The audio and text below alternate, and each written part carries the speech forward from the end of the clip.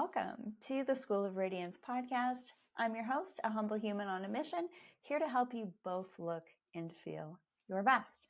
And if I can do it, you can too, is essentially my motto these days. And I'm going to be sharing with you a couple of tips on oral microbiome and teeth tips, because I just had a question from Alice. She is a one-on-one client of mine, and her question is, hello, I would be interested in a topic covering oral health for maintaining overall body wellness. Great approach. Healthy and natural product recommendations, especially for effective teeth whitening. Another topic idea would be the use of oils for facial cleaning and hydration, especially essential oils. Do you recommend? If so, how to incorporate with the rest of my daily skincare routine? Thanks for the consideration, Alice. Those are two really good questions. So oral care, oral microbiome, teeth whitening tips, as well as the other little bonus questions she threw in there on essential oils and the skin. I think I'm going to do a follow-up on the essential oils question in the skin, because yes, I most certainly have an opinion on my views on that. There's some yays, there's some nays. So let's keep things focused with focusing on the oral microbiome and teeth whitening tips. I happen to be on camera a little bit, so having a great smile is really important. But I've also gone through a little bit of a journey myself with my oral microbiome, and even experienced a little bit of gum bleeding, which was kind of new for me. And I actually was able to uncover why that was happening. So let's get into it.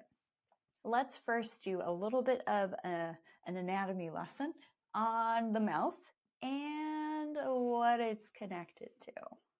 It's connected to our gut. Basically, our gut lining, the endothelial lining, all the way from our gut stems up our esophagus and into our mouth. So the oral microbiome is directly related to the gut. It's not separate. If you've done a few different tests, such as epigenetic tests like the Biome test kit, there's a saliva test, there's a blood test, and there's also a stool test. So yes, the oral microbiome is a little bit different from the gut microbiome, and also the landscape of your blood and different markers. I'm actually writing a paper on biomarkers of skin aging. It's an emerging body of science. It's really cool. But the blood can actually give us indication on if we are aging at an accelerated rate. So this is why we can actually look at our biological versus our chronological age. I don't want to go off on a tangent there, but there are basically some biomarkers we can look at that can tell us if we're aging faster than we should. The last time I took that test, my biological age was 9 years younger than my chronological age. So if you've done the health intelligence test from Biome that you can find on my biohacking page, I would love to hear, were you aging faster or were you aging younger? Getting this quantifiable information is really important so that you can make the necessary shifts to slow down the expression of your DNA if you're aging too fast. This is the study of epigenetics. It's actually the expression, rather, of our DNA and what is our DNA actually doing when it's replicating itself. Is it doing a good job at it, or is it not doing such a good job? Okay, back on topic. The oral microbiome tells us so much about what's going on. And for me, I feel like it was a little bit of a late warning sign that stuff was actually happening in my gut. You've heard me talk about parasites before, and actually about 80% of you listening in North America have an active parasitic infestation. I hate to break it to you, but I unpacked that data when I wrote my paper on oxidative stress status and its impacts on skin aging when I started to look at parasitology. I'm not going to dwell on that. That's a whole other topic in and of itself, but that actually indicated to me that something was off in my gut. My diet was on point. I was taking my pre-probiotics and symbiotics, but it was time, and I knew it was time for me to do another parasite cleanse. You can do that a couple of different ways, either with some things to support the process from an internal approach, say through like a parasite detox kit, with things that you drink and things that you take, or there's also the frequency option. And I get into what I actually do behind the scenes more when we connect one-on-one or in the membership. But what I will say is I was noticing at that time that I was having a little bit more kind of like gurgling in my stomach, a little bit more GI upset. These are typical signs of parasites. Again, hate to break it to you. The other thing was for the oral microbiome, if your gums are starting to bleed or you're starting to actually get maybe a bit of irritation to your gums, I want you to consider a couple of things. And I did actually write Alice you back. I'm not sure, Alice, if you've seen my response, but I do have some great answers to help you out with your oral microbiome that are actually pretty easy to do. And I love, if you have a podcast topic request, send me an email because I want to talk about things on the show here that you actually want me to talk about. So thanks, Alice, for emailing me over at info@theschoolofradiance.com. This community, me showing up, is not for me, it's for you, right? So to quickly answer your question, Alice, I get my teeth cleaned every 4 months. Typically, when you go to the dentist, they're going to book you for your next 6-month appointment. My teeth are really important to me. I've invested a little bit of money into them over the years, and I want to make sure that they are as healthy and sparkly and white as possible. So some of the things that I do is I actually see my dentist for cleaning, my hygienist every 4 months instead of every 6 months. So that might be something you could start to do as well. If you haven't been to the dentist in a while for a little bit of a cleaning and a checkup, I definitely recommend that you put more of a priority and attention on your oral health, because when your mouth is off, your gut's going to be off. Not to mention the close proximity to your oral cavity to your brain. There's also that too. Okay. Every 4 months, get a cleaning, and then I actually request a polish to keep my skin, not my skin, I'm used to talking about skin, we're talking about teeth now, to keep them a little bit more whiter and more white and bright. A low inflammatory diet is essential to basically keeping inflammation down in general. If your gums are inflamed, they're bleeding a little bit more, then that could very well be a sign of increased inflammation. In my opinion, that's probably exactly what it was. And more parasites starting to accumulate back again because we get them from shaking hands, exchanging breath, walking barefoot, from foods, from our fur babies. You probably gave your dog a heart dewormer, but maybe you didn't deworm yourself. These things can start to accumulate. So I do parasite cleanses a couple times a year. But following a low inflammatory diet, I think, is a great place to start. And some key things that you want to avoid are foods high in oxalates, lectins, and phytic acid. Again, a more customized, detailed, quantifiable approach is to do some testing. That's why I love the Biome test. No, this isn't sponsored by them, but it's just a great test kit. The gut intelligence test kit is like $200, and you can find that on my biohacking page, link in the description. I definitely eat a ton of protein, very high protein diet, and I do my best to reduce inflammatory foods. Those include things like tomato, potatoes, kale, spinach, almonds, cashews, peanuts. There's a lot of inflammatory foods out there that I don't think our grandparents or previous generations had to experience, because the soil quality is so different now through basically getting our crops to have a higher yield. Same with also livestock. Pretty fun to know that our food isn't as nutrient rich as possible, and previously great foods for us just are really high in oxalates, phytic acid, and lectins because of actually the soil quality and what's going on in the soil. And then when the plants are growing, it gets in the roots and it gets in the plants. Just a little bit of an explanation there. So eat simple. Test instead of guess what you eat, and keep that inflammation as low as possible. And cook your own food. Try eating out a little bit less. That's really key. A low inflammatory lifestyle in general, purify your air, water, lighting, electromagnetics, start to eat the right foods, then do some detoxing. At the end of the day, to age great, to slow aging rather, and have great hair, skin, and nails and body composition, and just feeling fantastic is actually dialing all of these things in, not to mention move that body, lift those weights, get in that cardio and stretching and yeah, all that good stuff. The next thing is hydration. What type of water are you drinking? Are you drinking purified water or are you drinking tap water? The next thing is with the mouth, the reason why hydration is really important, and we're going to talk about mouth breathing here, is those who breathe through their mouths actually end up going through this different facial aging process where actually the chin starts to recede back. People who have been longtime mouth breathers have this side profile where the nose sticks out quite a bit more than the jaw. The jaw actually ends up receding back. Observe people. If they are mouth breathers, they look like they're catching flies all day long. Not a great look, not a very intelligent look if you ask me. And people who are more composed typically have an awareness of what's going on with their body. You've heard me talk about this before. But they breathe through their nose. They don't breathe through their mouth. Mouth breathing is a surefire way to dry out your gums and actually mess with your oral microbiome. Not to mention, mouth breathing will negatively impact your sleep. And of course, I just mentioned the way that your jaw ages and the under the chin structures even. It will shift over time. Nose breathing for the win, for supporting your oral microbiome and allowing you to look better as you age. So you could start to train yourself to not mouth breathe anymore, especially while you sleep, with a little bit of mouth taping. But just a bit of a word of warning here. I personally don't use any adhesives on my skin, so I do not have any specific mouth taping recommendations.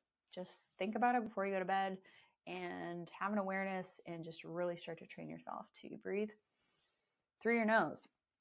But what happens if your nasal cavities are blocked and you're not actually able to breathe through your nose? Well, maybe pay a visit to an ENT to see if there's some structural things that maybe need to be shifted with your nasal cavities. If you, say for example, you're sleeping and you're snoring, have that looked at, see what's going on with the actual structures of your soft palate, your uvula, and your airway when you're sleeping. CPAP can sometimes be utilized for people to basically force pressured air into their airway to actually inflate their lungs properly so they breathe better. So if you are snoring at night, you're probably mouth breathing as well. So actually just ask your partner, hey, have I been snoring lately? There's probably some congestion in your nasal cavity. That is not my area of expertise, by the way, but those could be some things to kind of initiate some thought as to why you might be mouth breathing and to get that looked at. Now for whitening, I'm going to share a secret here that I don't know if I really want to share publicly, but good old whitening strips. I'm not going to say the specific brand, but there are some very easy and relatively inexpensive at-home whitening strips that you can use. You can spend a lot of money getting a dental tray done at a dentist and using professional formulations. For me, I haven't bothered to do that because I haven't really needed to do that. Just, every once a year or once every 2 years, I'll do a couple of days of different whitening strips and then brush my teeth really well afterwards. My teeth get a little sensitive. Brush my teeth really well afterwards, rinse my mouth out well, and it works. It keeps my teeth pretty white. I have white teeth, which you can see on camera here, and that's how it works for me. The other thing is if you are a wine drinker, alcohol is not great. And I'm not a fan of consuming alcohol at all. I mean, sometimes I'll have a little champagne or Guinness or tequila, but that's like a handful of times a month, if that. I really don't have a lot of alcohol. So cut back on the alcohol. If you are a wine drinker, I'm actually a trained sommelier and I barely drink alcohol or wine, but sometimes it's tasty. It's like a little treat sometimes. But I never let wine, especially red wine, touch the front of my teeth. And I know it's kind of a faux pas in the wine world because you're supposed to swish and get it all over the palate and feel the tannins in your mouth and things like that. But for the sake of having white teeth and the purpose of this conversation, let what you're drinking, your coffee, bypass your front teeth. It might take you a little bit of training, but it is kind of a weird thing that I do behind the scenes. And then drink lots of water to keep the oral microbiome hydrated and flushed. If you're looking for something to drink that's really tasty, that's actually going to also help reduce inflammation, support your adrenals, and maybe even your mood and your ability to put on muscle and get more collagen into your diet, which collagen, like if we drink bone broth and things like that, it's really great for our gut lining with the little junctions with our cells that line our gut to reduce inflammation or what's called leaky gut. That's why collagen and bone broth is helpful. If you're looking for a drink to basically just help support your body's processes, especially with adaptogens to just help your body manage stress a little bit more. When my gums were bleeding, I did notice I had a bit more stress going on at that time too. I'm a huge fan of Organifi. You've heard me talk about Organifi many times here on the show. They're tasty. They have the red juice from Organifi. The glow is very hydrating. It has tremella mushroom in it, which is actually more hydrating than hyaluronic acid. Organifi also has a great collagen and also creatine gummies, and their pure formula tastes like hot water, honey, and lemon. I do actually like that one hot. They also have protein powders and lots of other great products. Organifi is a product that I consume daily. I have for years. I am obsessed with their tasty formulations. So if you're looking for an alcohol alternative to maybe serve at a gathering, then maybe serve some fruit punch tasty treats that kind of taste like fruit punch, but they're actually great for you and have adaptogens, then head on over to Organifi.com/Varga and use code Varga for 20% off of your Organifi order. Huge fan. So if you want a tasty drink, but you don't want alcohol, you still want to serve something that will actually help you and your guests feel great. And you can talk about all the benefits and be a little nerd at your social gathering. I actually do that when I have friends over. We drink all sorts of fun things and take some supplements. It's a lot of fun. There is actually one more thing that I could suggest you do to care for the oral microbiome. This was actually taken from the FLCCC protocols that I followed a number of years ago to support my immune system. And this was the Thayer's Breath mouth rinse. You can get this at any CVS. It's not that expensive. And it's the blue bottle with the orange cap. I love this mouth rinse, and I just find that it keeps my mouth clean, and it has an active ingredient that you'll see on the back of the label. It's offered in a percentage that I find just helps to keep the back of my mouth clean and helps to reduce the accumulation of things that shouldn't be there. So I love that mouth rinse, and it makes my mouth feel fresh. Last tip is using an electric toothbrush. I love my Oral-B electric toothbrush. Just a tip to not brush too hard.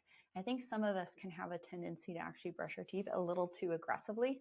Maybe you're a little stressed out and you're thinking, oh, you know, what's going on with my teeth? I'm going to brush a little harder. Actually, you want to not overly you don't want to be too aggressive when you're brushing. I love an electric toothbrush. I just find it gives me a better cleanse.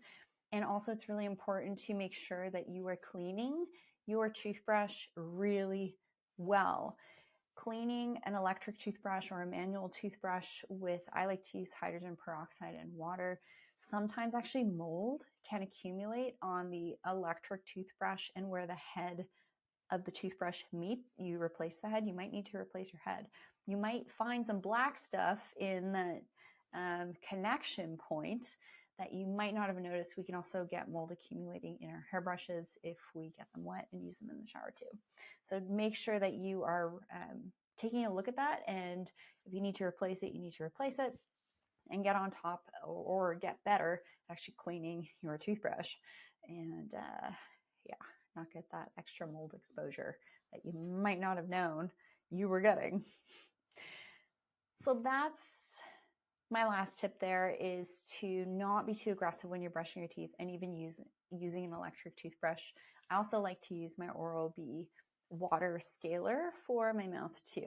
So eat well, stay hydrated, don't mouth breathe, take some adaptogens to make sure that your body is managing stress, because oral microbiome issues can actually be just a sign of stress. Just see what your stressors are. It can show up in your skin, it can show up in your scalp, it can show up in your energy levels, it can show up in your gums.